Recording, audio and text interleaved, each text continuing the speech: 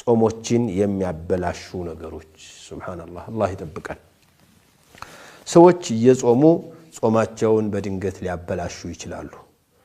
በተለይ ካለማወቅ የተነሳ ነገር ሲሆን በጣም ይጸጽታል እያወቁ ያሉ መቼስ ምን እናደርጋለን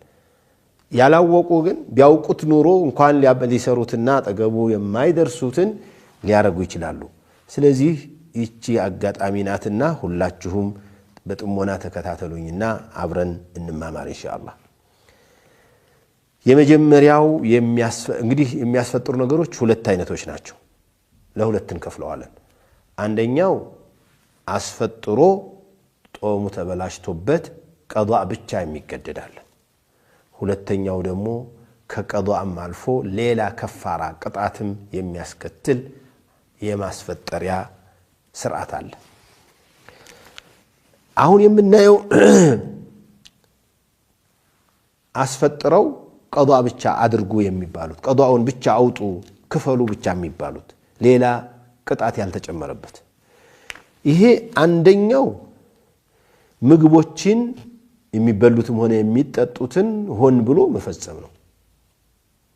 ሆን ብሎ ያልኩበት ምንድነው ምክንያቱ ረስቶ የበላና ረስቶ የጠጣ ሰው ሲያስታውስ ካቆመ እስከዚያው ፊት ያለው የአላህ ሪዝቅ ነው ሰጥቶታል ብለውናል ነብዩ አለይሂ ሰላቱ ወሰለም እና ጾሙን ይቀጥላል ማለት ነው ረስቶ ያደረገ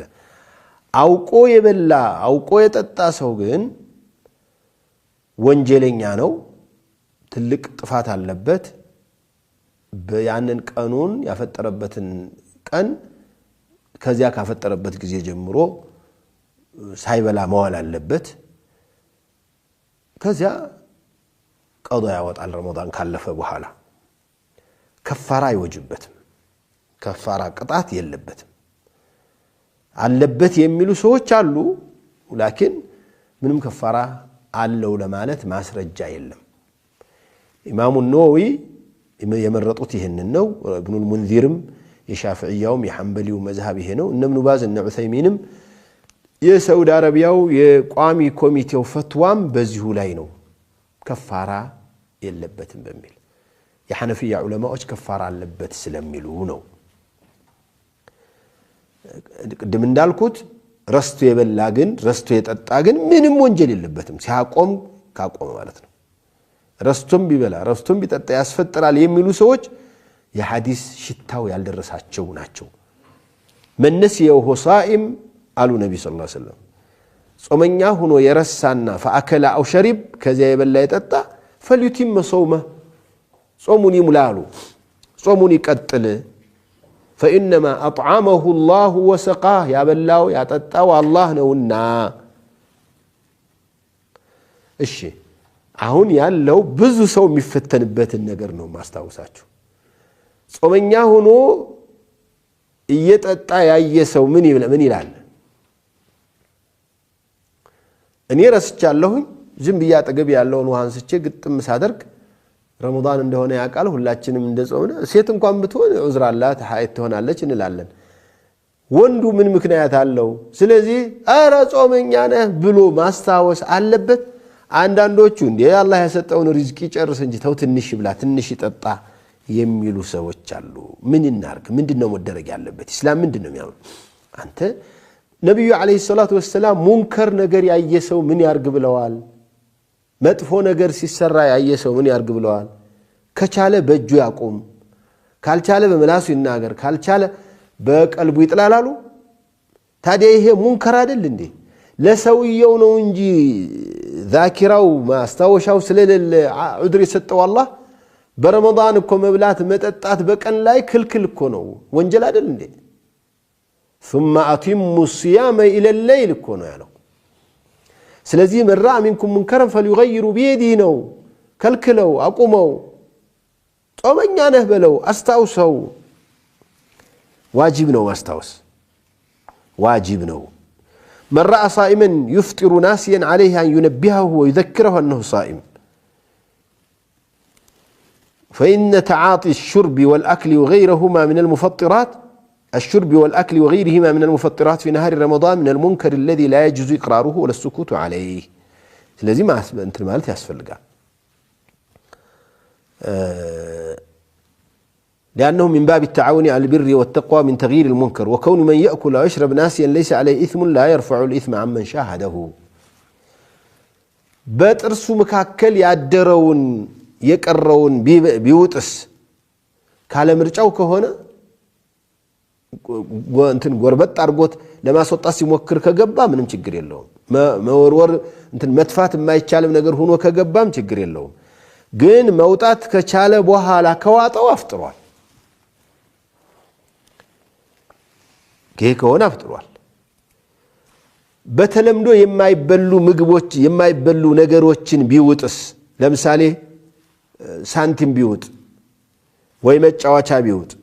ወይ የሆነ ገመድ ነገር ቢውጥ ሆን ብሎ ከሆነ ያፈጥራል ኢማሙ ነወዊ إذا ابتلع الصائم ما لا يؤكل في العادة أفطر بلا خلاف عندنا ይላሉ ያፈጥራሉ ሆን ብሎ ያፈጥር ነው አይፈልገው እየቀለደ ነው ያለው ሁለተኛው የሚያስፈጥረው ያ ጀማዓ ከመብላት ከመጠጣት ውጭ የዘር ፈሳሽን ማፍሰስ እንትን ማውረድ ነው ማፍሰስ ነው ግንኙነት ሳያደርጉ ማለት ነው ግንኙነት ሳያደርጉ ሴትም ትሁን ወንድም ይሁን በመነካካት በእጃቸው በተለያዩ ነገሮች እየነካኩ ሰውነታቸውን ፈሳሽ ካፈሰሱ ቀዷ አለባቸው ጾማቸው ይበላሻል حتى ሚስቱን እየሳመ ባሏን እየሳመች ፈሳሽ ከተሰማቸው ካፈሰሱ ጾማቸው ይበላሻል ቀዷ አለባቸው ለዚህ ነው ማይችል ሰው አይንካ ያልነው ዝም ብሎ በማሰብ ማስተንተን ቢያፈጥር እንትን ቢያፈስስ ወላ ጅምሁር العلماء አያፈጥርም ይላሉ ግን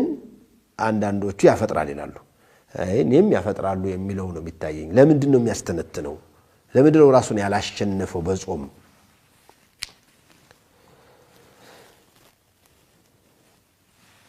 ليس في إخراج المني في غير الجماع كفارة على قول جمهور العلماء ግን በዚህ የተነሳ ከፋራ ይወጅብሃል ብለን አናሲዘውም አሉ ምን መንይን በማፍሰሱ ምክንያቱም በግንኙነት ብቻ ነው ከፋራ የተባለውና በዚህ በኩል በፍጹም ለምሳሌ በረመዳን ውስጥ احتلام ቢሆን ተኝቶ ቀን ላይ መንይ ስለወጣው ከፋራ ይወጅባል አልተባለም ምርጫ የለውምና ማለት ነው መዚ ቢወጣው ሲሄ ማለስለሻ የሚባለው ፈሳሽ ቢወጣስ እሱ ጾም አይበላሽም ውዱእ ነው የሚያበላሽው ምክንያቱም እነዚህ መሳምን ማቀፍን መተኛት አብሮ መተኛትን ከፈቀደ መዚ ሊፈስ እንደሚችል ይጠበቃል መዚና መኒ ያው ምታውቁ ይመስለኛል ማያቅ ሰው ካለ መኒ ማለት ነጣ ያለ ፈሳሽ ነው ወደ ብጫ ሄድ ይላል እና ትንሽ ጠጠርም ያለ ነው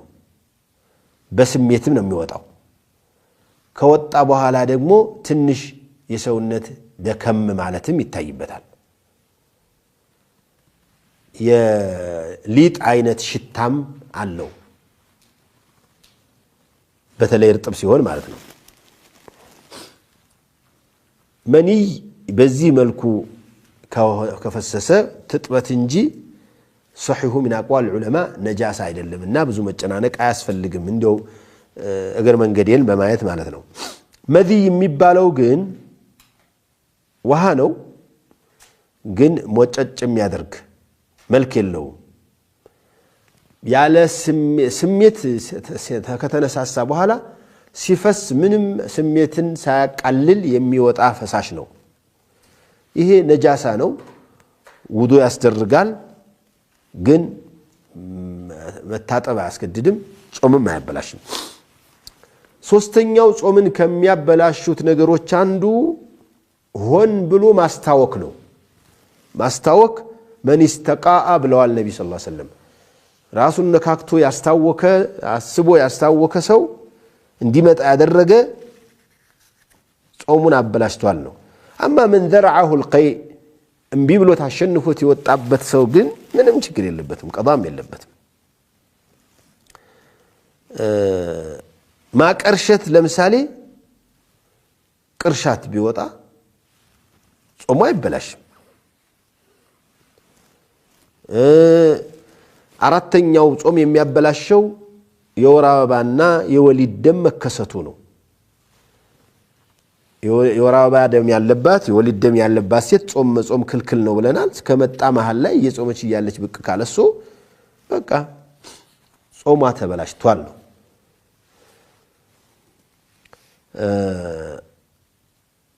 በወር አበባ ምክንያት ያፈጠሩትን በወሊድ ደም ምክንያት ያፈጠሩትን ቀዷ የማያወጡ ሴቶች እንዳሉ ይሰማልና ባካችሁ በእንዲህ ያለ መልኩ ራሳችሁን አታታሉ በቁርአን በሐዲስ አልተነገረም በሚል